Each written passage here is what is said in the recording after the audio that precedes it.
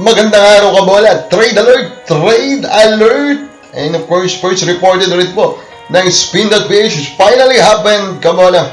Titan daw is trading Joshua Munzon to TNT. At ito po ang napiling kapalit o package ng Titan.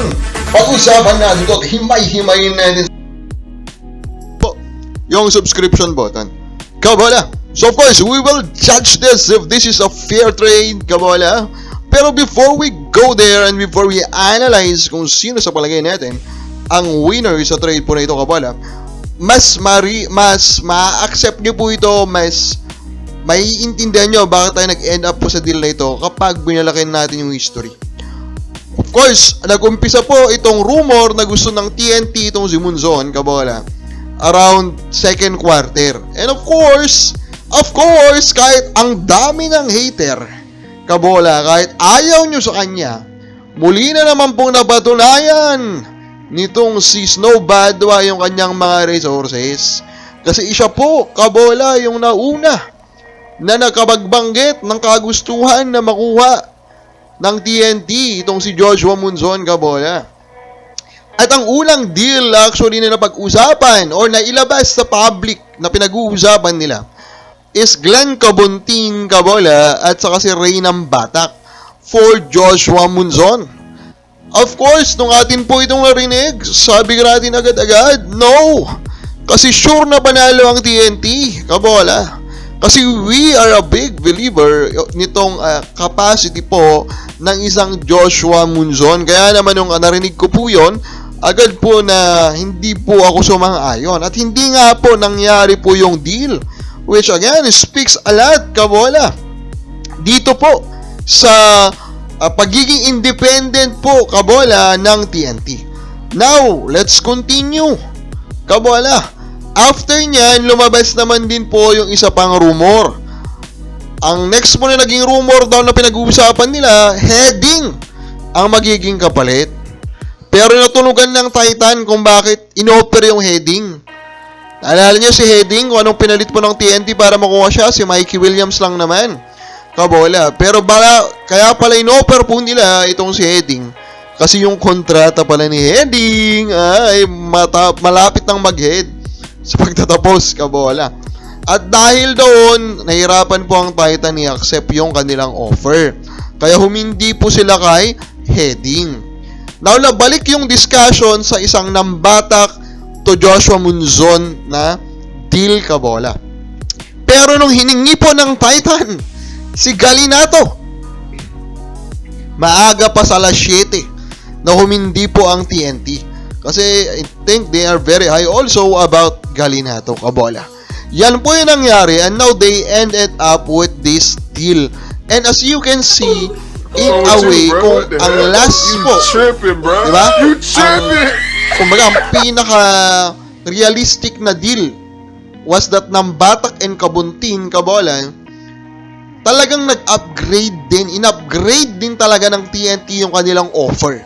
Kasi ito na is a legit, a pure first round pick that is being projected in 2029 po ito, unless ma-postpone or ma-push na naman po siya to around 2030, yung 53rd season draft.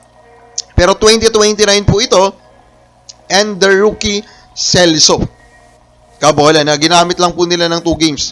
Actually, ito po yung magiging kapalit ng isang Joshua Munzon. Now, unang tanong dyan, sa mga TNT fans, kabola, malamang napapataas pa rin kayo ng ng kilay. Kasi malamang may ilan sa inyo po hater ni Munzon. Kasi kung papanoorin nyo pong maglaro si Munzon, kabola, talaga naman pong balagbag, buhaya to maglaro. And yung efficiency niya, pansin nyo agad yan, kabola, hindi kagandahan. This season, he's shooting 40% and 29% from beyond the arc.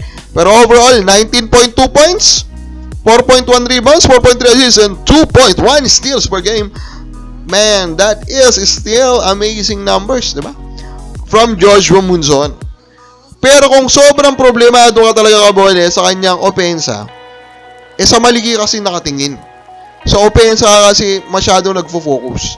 Yung depensa talaga para sa akin ang biggest selling point ngayon ng isang Munzon. 2.1 steals per game is really, really good. That is super extra magnificent po na disruption ang dala ng isang Munzon sa defense. Kung matutuloy na nga po itong trade, kabola, wow, I will really anticipate watching him play together with Pugoy, play together with Kabuntin, and then yung kanilang sentro is Eram, kabola, or even Ganwales Roser. Grabing depensa ang dala niyan, kabola. That will be like a fortress. Napakahirap po niyan, kabola, na ma-overcome. So, para sa akin, naiintindihan ko yung desire, kabola, ng TNT to get Munzon. Ang kailangan lang naman nilang gawin dito for this to work out is actually to talk about him, about his role on offense, and to nerf his